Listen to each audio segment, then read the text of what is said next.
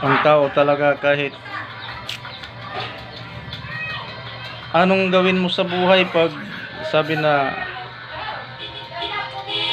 ang kapalaran mo hanggang ganun na lang.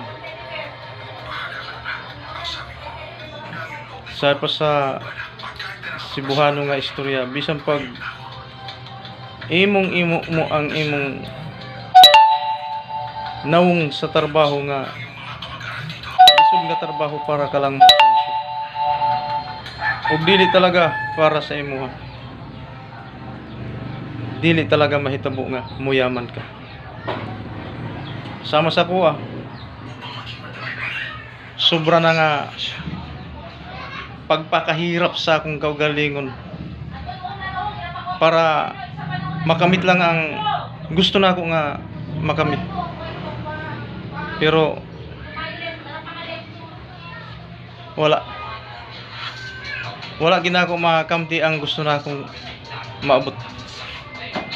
Samantalang adunay mga tao nga bisag bago pa lang gani silang pagpangirabuhi,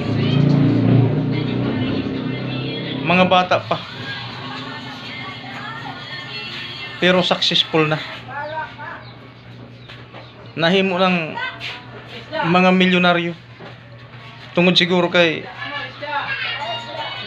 mao ang palad nila. Pero dili pod ko mo nga ang atong kapalaran o medyo say pagani nga tama-tama lang, dili pod siguro na nga hulugan nga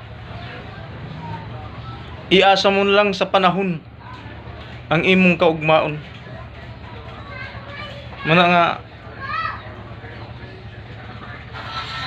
sikap gyud sama na ako, bisag sabi gani nga sakit na intaw ng akong mga kalawasan tungod kay ana pud sa tama nga pangidaron.